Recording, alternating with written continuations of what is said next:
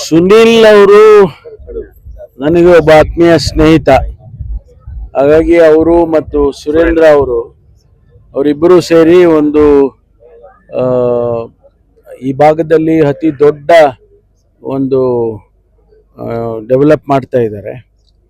ಅದಕ್ಕಾಗಿ ಅವರು ಇವತ್ತು ಉದ್ಘಾಟನೆ ಇಟ್ಕೊಂಡಿದ್ರು, ಅಡಿಗಲ್ಲು ಸಮಾರಂಭ ಇಟ್ಕೊಂಡಿದ್ರು. ಅದಕ್ಕಾಗಿ ಭಾಗವಹಿಸಿದ್ದೇನೆ.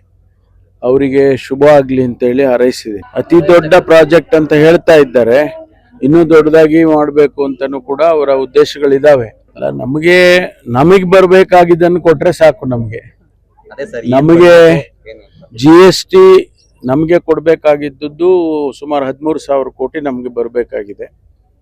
ನಮಗೆ JJM ಅಂತೇಳಿ ಜಲ್ ಜೀವನ್ ಮಿಷನ್ ಅಂತೇಳಿ ಅವರ ಪಾಲು, ಕೇಂದ್ರ ಸರ್ಕಾರದ ಪಾಲು ಕೂಡ ಇದೆ.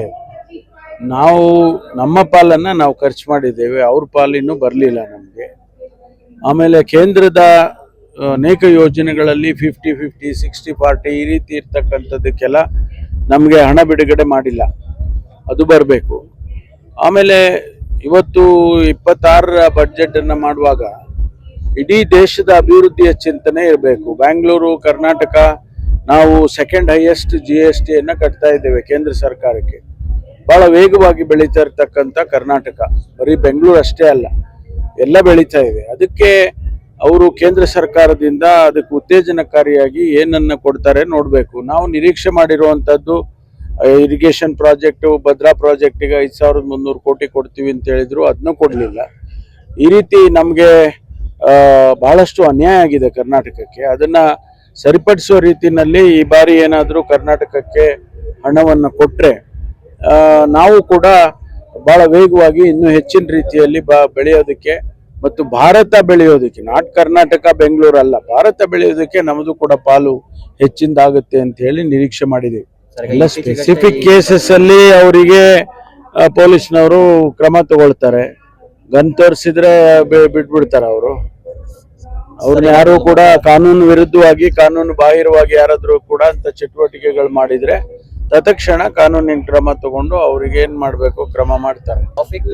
ಈಗ ಈ ಬೆಂಗಳೂರು ತುಮಕೂರು ರಸ್ತೆ ಆಗ್ತಾ ಇದೆ, ಅದು ಆಗೋವರೆಗೂ ನಮಗೆ ತೊಂದರೆ ಆಗೇ ಆಗುತ್ತೆ.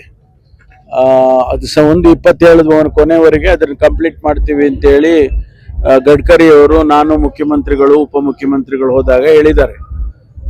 ಅದು ಕಂಪ್ಲೀಟ್ ಆದ್ಮೇಲೆ ನಮಗೆ ಒಂದಿಷ್ಟು ಸಮಸ್ಯೆ ಬಗೆಹರಿಯುತ್ತೆ. ಇದ್ರ ಜೊತೆಗೆ ನಾವು ಈಗಾಗಲೇ ತುಮಕೂರಿಗೆ ಮೆಟ್ರೋ ತಗೊಂಡು ಹೋಗ್ಬೇಕು ಅಂತೇಳಿ ಮೆಟ್ರೋ ರೈಲನ್ನ DPR ನಡೀತಾ ಇದೆ.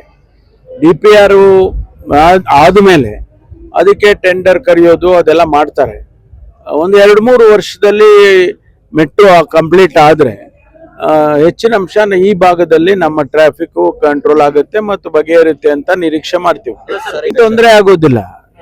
ಅವ್ರಿಗೆಲ್ಲ ವೆಹಿಕಲ್ಸ್ ಇರ್ತವೆ, ಸ್ಟಾಫ್ ಇರುತ್ತೆ, ಅವರು ಮಾಡ್ತಾರೆ, ಅದೇನ್ ತೊಂದರೆ ಇಲ್ಲ. ಅದರಲ್ಲಿ ಏನಾದ್ರೂ ಕೂಡ ನ್ಯೂನತೆ ಇದ್ರೆ ಸರಿಪಡಿಸೋಣ.